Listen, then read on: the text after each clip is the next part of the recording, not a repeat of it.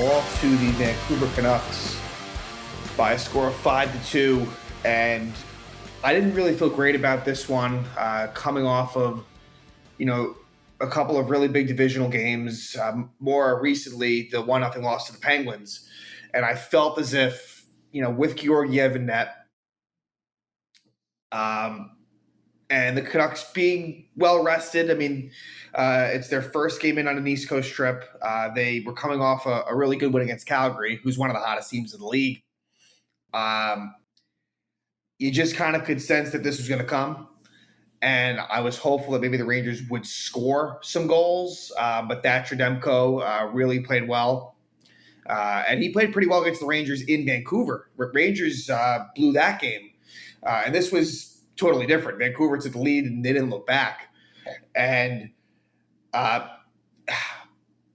what's kind of perplexing, not that he's had a good year at all. And I think his days with the Rangers might be numbered sooner than later. But Philip Hedl, who it's not a matter of him being under the weather anymore, even coming off that 1-0 loss, he's still out of the lineup. And we can point to Greg McKegg, right? But there's a number of other guys as well that Hedl theoretically could have taken the place of, and it didn't happen. I mean, you can definitely tell that Gallant, this new regime, sort of new coaching staff, is not in favor of Hedl. So I think that's something to think about. But also, it just goes to show Shesterkin is such a difference maker for this team, and it's why I really do believe he deserves MVP consideration, and I think he will. Georgiev, it's not as if he was bad, but how many times are we going to say that? Where I think that you could honestly make the case that 3 of the 4 goals that he allowed tonight, were legitimately not easy. Would Igor have stopped some of them? Probably, because he's that good.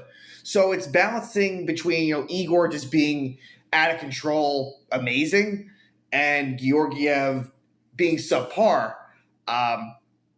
If Igor played in this game, could the Rangers have won? Sure. I guess so.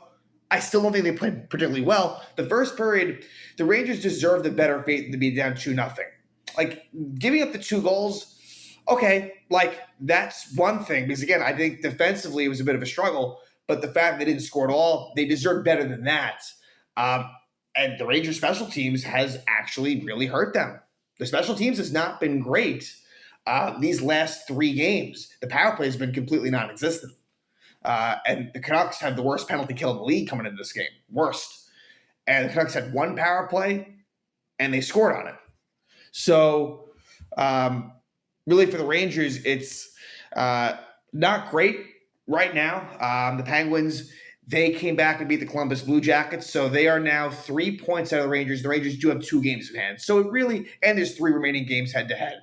Again, that's sort of the playoff matchup you're looking at, and you would like to get home ice. But I guess it goes well beyond that. You just want to be playing good hockey.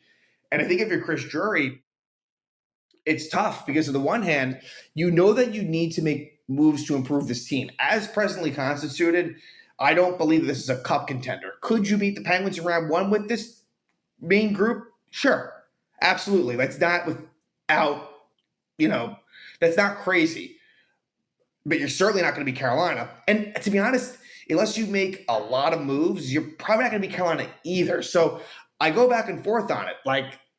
It's not really worth trying to acquire rentals. I really think if you're going to make trades, you kind of do have to look to the future. Sure, you're probably going to have to get rid of, assets, young assets to do it. But if you're going to pick up someone that has some term, and it's just a smart hockey trade, then fine. But for rentals, I don't really know at this point if it's worth it. Yes. Will it make this team better? It will, but I don't know if that's what should be done. So the Rangers, it just sucks that right away Georgiev gives up a goal. 3 minutes in, 3:12 in, Tanner Pearson, just a defensive breakdown. Dryden Hunt can't get the puck out of the zone. I cannot stand that Strome-Panarin line. They did score a goal late. Hunt was taken off the line going into the third. Reeves replaced Hunt. But that's still, Ryan Reeves playing with Strome-Panarin, we all know that's obviously not going to happen. But, that line is a defensive liability. It just is. There's no doubt that Panarin-Strome line is a problem defensively, and that wasn't always the case.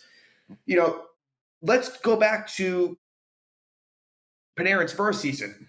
That was a line that was honestly very effective all over the ice. It's just not that way anymore. I don't like the way they play. They need to be separated.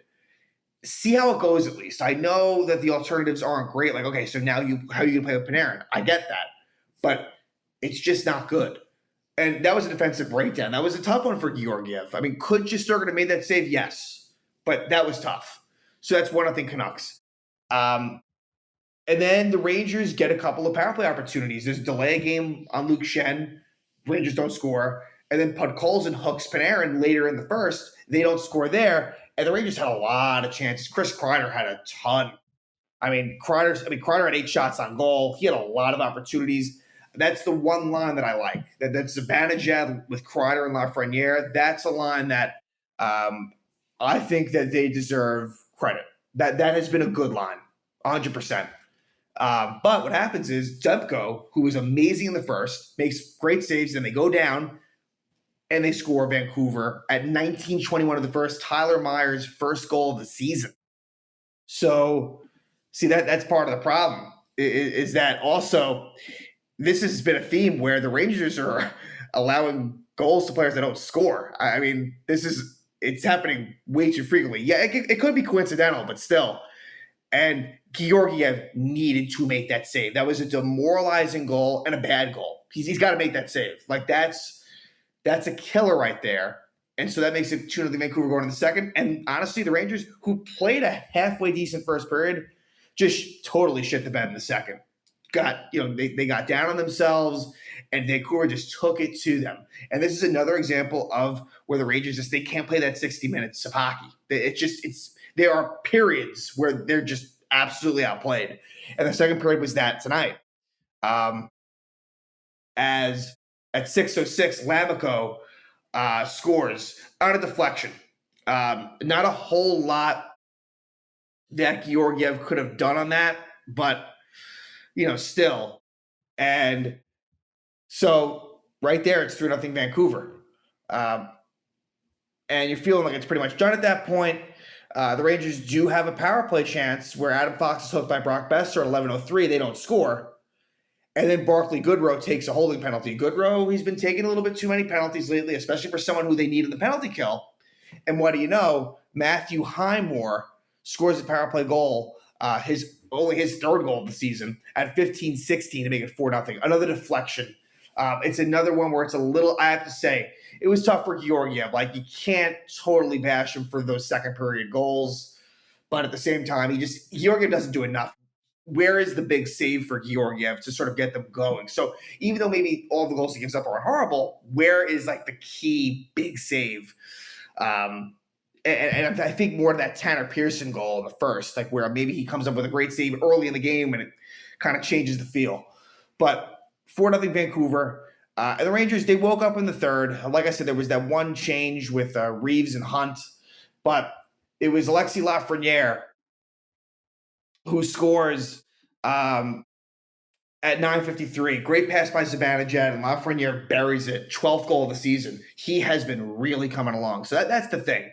You got to be happy about that. Alexis Lafreniere, we are really seeing a player that is starting to take off. And he played 19:38 in this game. I mean, that's got to be – I wouldn't be surprised if that was a season high for him or close to. We normally see him really max out more so 15 minutes, 16 minutes. But you see what happens. He's playing with Zibanejad and Kreider, and it's working. And he's on his off wing. I don't mention that enough. He's playing on the right wing. He's a natural left wing. So a lot of good signs with Alexis Lafreniere. Love the way he's playing. So let's not lose sight of the fact that, like last year, we were upset that the Rangers were winning games at times. Obviously, they did make the playoffs, but that was a team that won more than they lost. But you weren't seeing like enough from Lafreniere. But now you can appreciate in a loss where he comes through. Then a goal that kind of disappoints me, Ryan Strome scores with about 6 minutes left. It's so not deserved. Strome gets his 11th goal of the season from Panarin and Fox, cuts it to 4-2, makes it slightly interesting. But the Rangers do pull the goalie with about 2:30 left. And what I had no idea why is Dryden Hunt who was it? Hunt and Reeves? I think it was Hunt and Reeves that were on the 6-on-5. Why? Like, if you're going to do 6-on-5, just have your top skill guys out there. Why would Hunt? And I think it could have been McKegg. You get confused at this point because there's just so much dead weight, but I'm pretty sure it was Hunt and Reeves at bare minimum. And the Canucks score the empty goal to seal it, and they win the game 5-2. A disappointing loss to the Rangers, one that I'm not overly surprised with. That Pittsburgh loss especially stings, and this is just kind of, making it a little bit worse. But with that being said, still the Rangers, it's been, a 33-15-5 is still, brilliant. But we'll see where things go. A really interesting matchup, which will take place Wednesday against the St. Louis Blues. The return of Pavel Buchnevich, who's been really good and helping the Blues be one of the best teams in the league. The St. Louis Blues, they have a very similar record to the Rangers. I'm very interested in seeing how this game goes because usually the Rangers in a spot like that where they've lost 2 in a row, usually they step up. And so if, history tells us anything, don't be surprised if they come, and they find a way to get that W, especially, at the Garden. But again, St. Louis is really good. That's going to be a tough matchup. And I'm a good test as the Rangers have not played the Blues yet this year. And in fact, they play the Blues in St. Louis very shortly thereafter. I want to say I think they play twice, in about a week span. So this will really be a good measuring stick type game for the New York Rangers. But unfortunately, Georgiev starts, they lose. That happens a lot. And, Vancouver was overall the better team. They deserve the win. So Canucks win at the Garden as the Rangers now have lost 2 in a row. And we'll see if they can turn it around against the St. Louis Blues on Wednesday.